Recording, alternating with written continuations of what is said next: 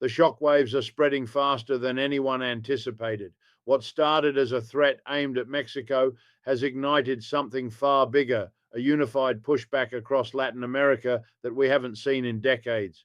Cuba and Colombia, nations that rarely align on anything, are now speaking with one voice against what they're calling economic imperialism disguised as immigration policy. This isn't just about tariffs or border walls anymore. We're witnessing a fundamental shift in hemispheric relations where countries that have long operated in America's shadow are drawing a line in the sand. The Trump administration's threat to impose devastating economic sanctions on Mexico has exposed a deeper truth that's been brewing for years. Latin American nations are tired of being treated as subordinate partners rather than sovereign equals. From Havana to Bogota, leaders are questioning whether the Monroe Doctrine ever truly died, or if it simply evolved into economic coercion. What makes this moment particularly explosive is the timing. As China extends its Belt and Road Initiative deeper into the region and BRICS nations court Latin American membership, the United States may have just pushed its neighbors toward the very alliances Washington fears most. The geopolitical chessboard is being redrawn right before our eyes. Let me be very clear about what we're dealing with here because the mainstream media isn't going to give you the full picture. They never do when it comes to understanding the real dynamics of power in our hemisphere. What we're seeing unfold right now between the United States and Latin America isn't just another diplomatic spat that'll blow over in a news cycle or two. This is a rupture, a breaking point that's been building for generations, and it's finally reached a moment where even the most cautious voices in the region are saying enough is enough. You have to understand the historical context to grasp why this particular moment is so explosive. For over 2 centuries, the United States has operated under the assumption that Latin America is its backyard, its sphere of influence, its domain to manage as it sees fit. This wasn't just an informal understanding or a gentleman's agreement between nations. It was codified, made explicit, turned into doctrine.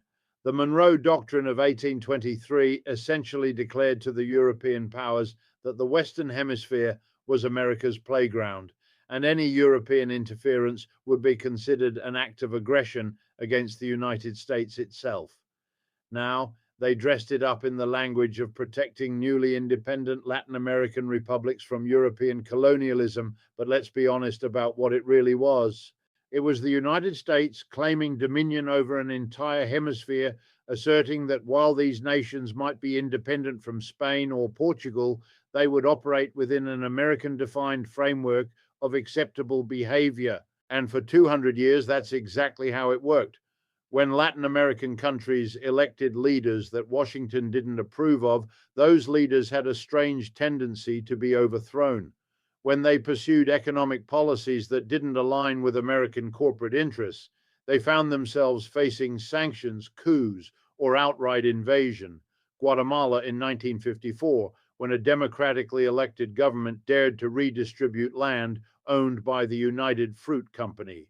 Chile in 1973, when Salvador Allende's democratic socialist government was undermined and ultimately overthrown, replaced by Pinochet's brutal dictatorship. Nicaragua, El Salvador, Honduras, Panama, Grenada, the Dominican Republic, the list goes on. And I haven't even mentioned the embargo against Cuba that's lasted over 60 years, an economic stranglehold that has caused immeasurable suffering to ordinary Cuban people, all because they dared to chart their own course independent of American approval. So when Trump issues threats against Mexico, threatening to impose tariffs, threatening to close the border, threatening to use economic weapons to force compliance with American immigration priorities, he's not inventing something new. He's just saying the quiet part loud. He's making explicit what has always been implicit in American policy toward Latin America. The difference is that he's doing it at a moment when the global balance of power is shifting in ways that make such threats far less effective than they once were. And that's what makes this situation so fascinating and so dangerous. Let's talk about what actually happened here because the details matter. Trump, facing domestic political pressure over immigration, decided to make Mexico the scapegoat. Never mind that immigration patterns are driven by complex economic forces, by violence and instability that American policies have often contributed to, by climate change and economic desperation. Never mind that Mexican cooperation on immigration has actually been substantial in recent years. Trump needed a villain for his political narrative, and Mexico was the convenient target. So he threatened tariffs, massive tariffs that would devastate the Mexican economy unless Mexico did more to stop migrants from reaching the American border. He essentially demanded that Mexico become America's border enforcement agent, that it use its resources and its personnel to implement American immigration priorities, regardless of what the Mexican people want or what the Mexican government believes is in its own national interest. Now, Mexico is used to this kind of pressure from Washington. Every Mexican president for the past century has had to perform a delicate balancing act, maintaining enough cooperation with the United States to avoid economic catastrophe while preserving enough independence to maintain legitimacy with their own population. But here's what's different this time. The response didn't just come from Mexico City, it came from Havana, it came from Bogota, it came from capitals across Latin America, from governments of different political stripes, from left-wing administrations and centrist ones, from countries that usually compete with each other or have tense relationships. They all saw in Trump's threat to Mexico a threat to themselves, a reassertion of American dominance that affects every nation in the region. Cuba's response was particularly pointed, and you have to appreciate the historical irony here. Cuba, which has survived more than 6 decades of American hostility, which has weathered an embargo designed to strangle its economy and force regime change, which has been invaded, sabotaged, and subjected to countless assassination attempts against its leaders.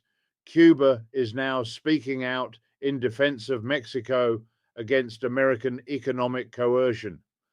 The Cuban government issued a statement calling Trump's threats a form of economic terrorism, pointing out that this is exactly the kind of imperial behavior that has characterized American policy in the region for generations.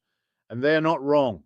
The Cuban Foreign Ministry drew explicit parallels between the threats against Mexico and the long-standing embargo against Cuba, arguing that both represent an American belief that it has the right to economically punish countries that don't submit to Washington's demands.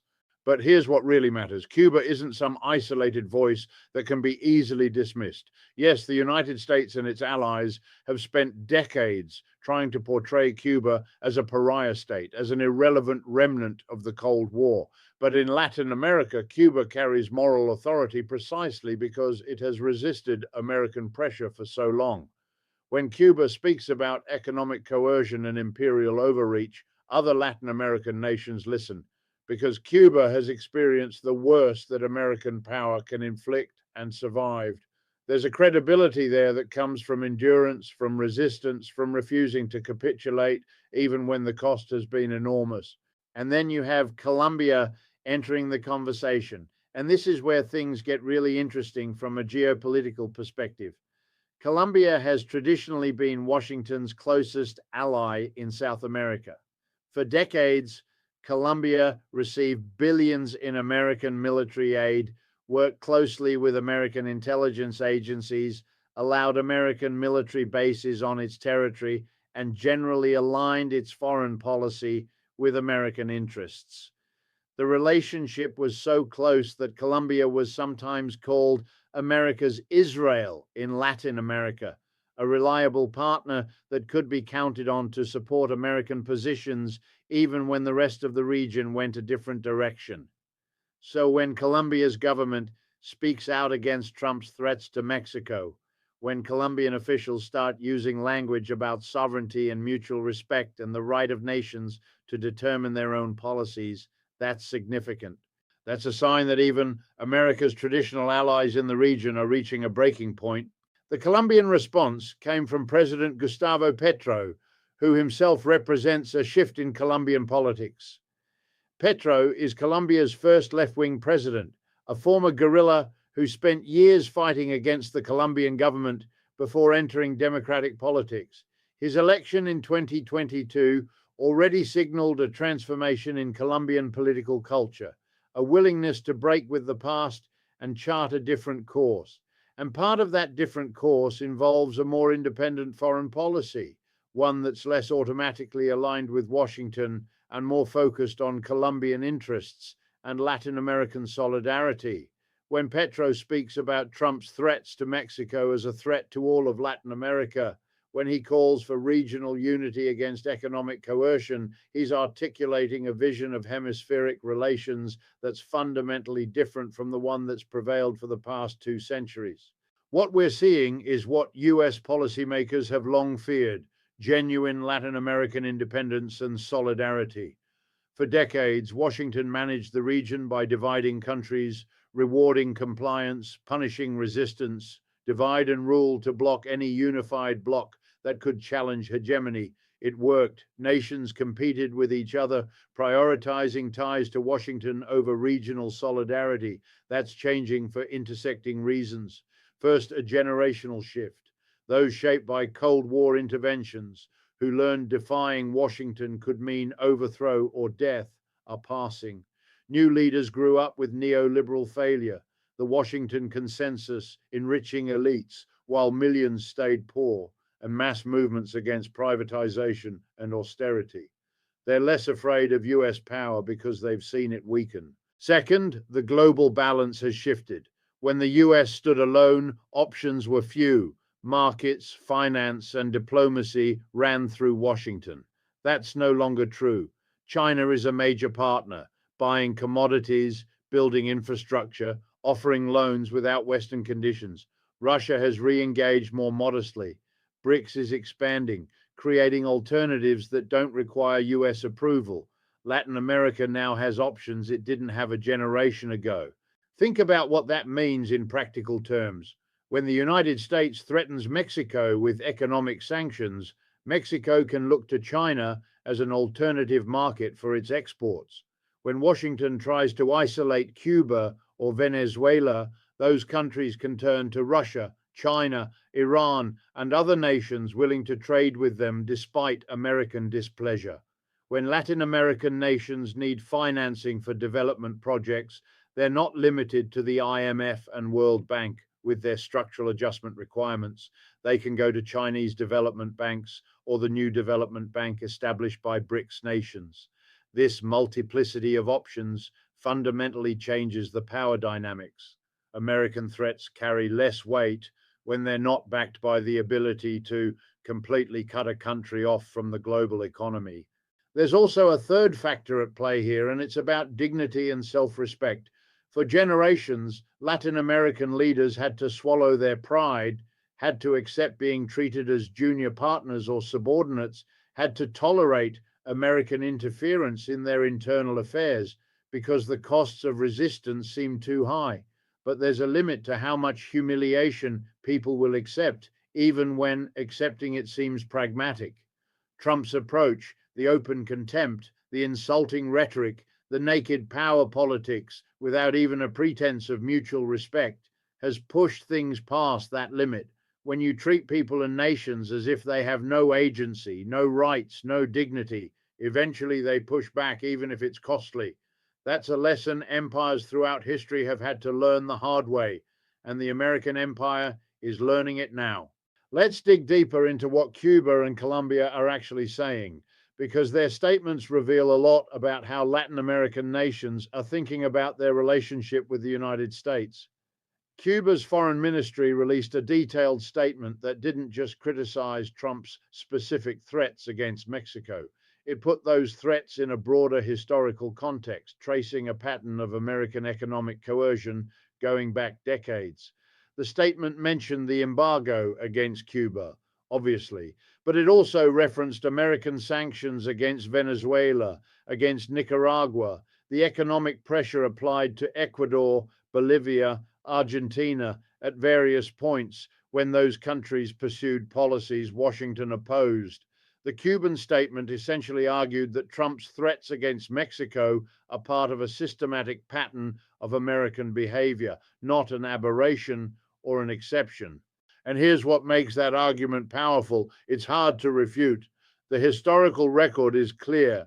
The United States has repeatedly used economic weapons to punish Latin American countries for exercising sovereignty in ways Washington disapproves of. Sometimes it's been explicit sanctions, like with Cuba and Venezuela. Sometimes it's been more subtle, cutting off aid, blocking loans from international financial institutions, orchestrating capital flight, supporting opposition movements. But the pattern is undeniable. And by putting Trump's threats in that historical context, Cuba is helping other Latin American nations see this not as an isolated incident, but as the latest manifestation of a long-standing imperial approach. Colombia's response, coming from President Petro, took a different angle, but arrived at similar conclusions. Petro framed his criticism in terms of sovereignty and the principle of non-interference. He argued that every nation has the right to determine its own immigration policies, its own border enforcement strategies, its own priorities without being threatened with economic warfare by a more powerful neighbor. He called for the United States to engage with Latin America on the basis of equality and mutual respect rather than threats and coercion. And he proposed that Latin American nations work together to develop common positions on issues like immigration, economic policy, and relations with the United States. So they're negotiating from a position of collective strength rather than individual weakness. Now, you might ask why this matters so much, why we should pay attention to diplomatic statements and regional positioning. Here's why. What happens in Latin America affects the entire global balance of power. If the United States loses its presumed dominance over its own hemisphere, that's a fundamental shift in global politics. It signals to the rest of the world that American hegemony is truly weakening, that resistance is possible, that there are alternatives to the American-led order.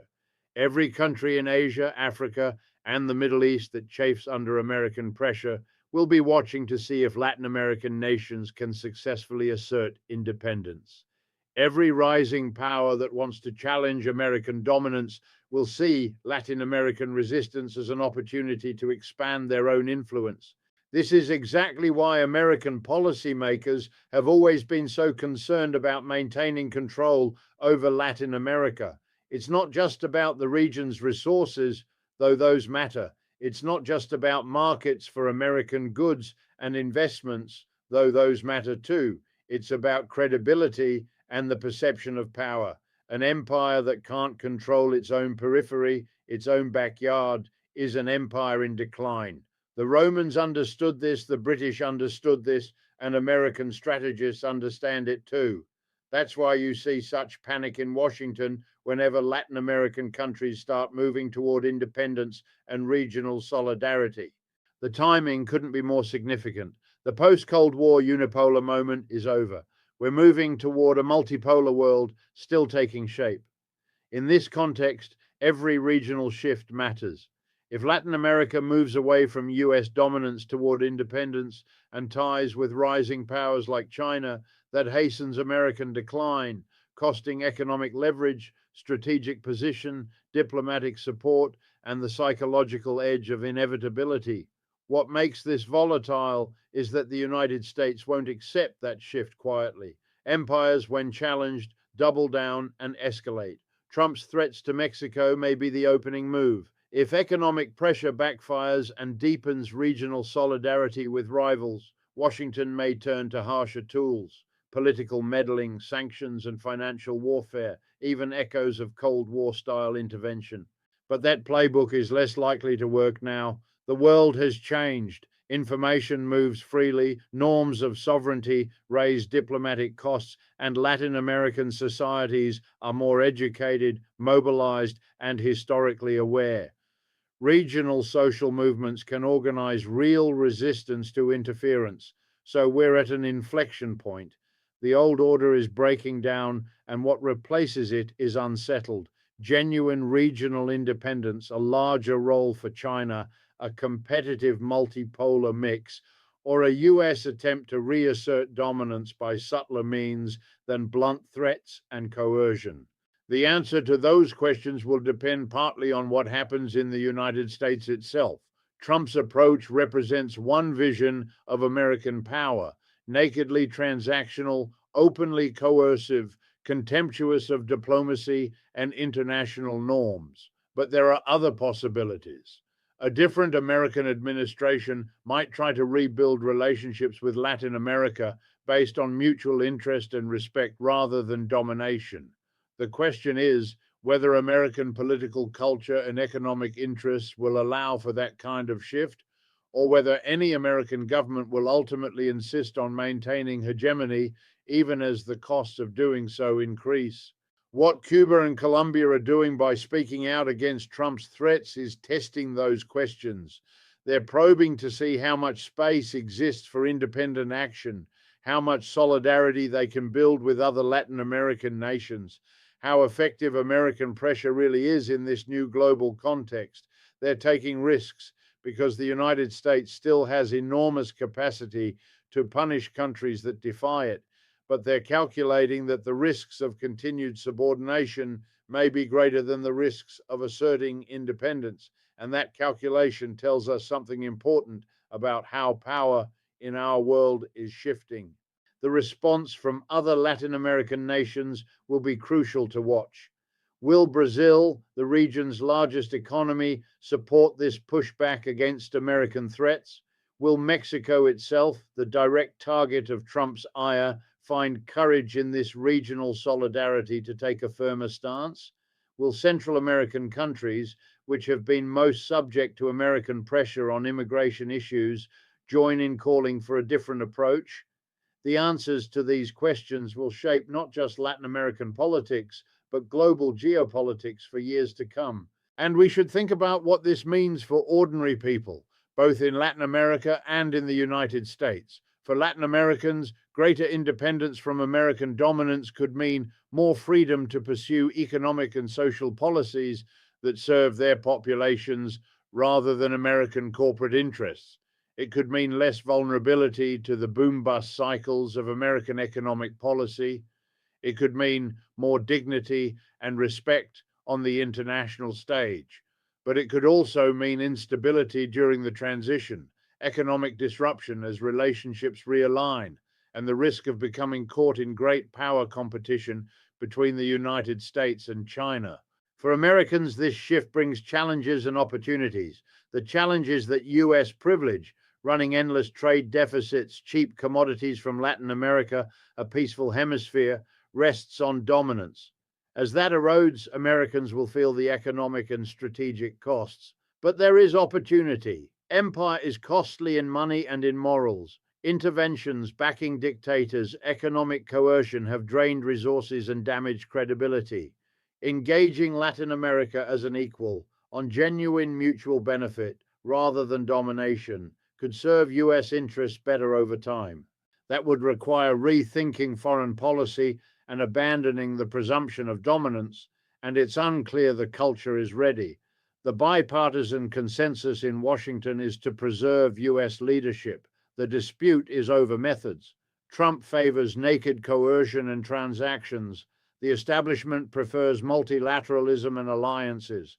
Both assume primacy is necessary and resist a truly multipolar world where the US is one power among several. That's why Cuba and Colombia are speaking out, and Latin American solidarity against US threats matter. It challenges 2 centuries of hemispheric assumptions. It tests whether US power can still compel compliance or whether resistance can now succeed. The result will echo far beyond the Americas, signaling what's possible in this new era. This is the conversation we need: deep historical and structural analysis of how power works and how it's shifting, not media superficiality or partisan point scoring. What's at stake is the architecture of global power and who gets to shape it.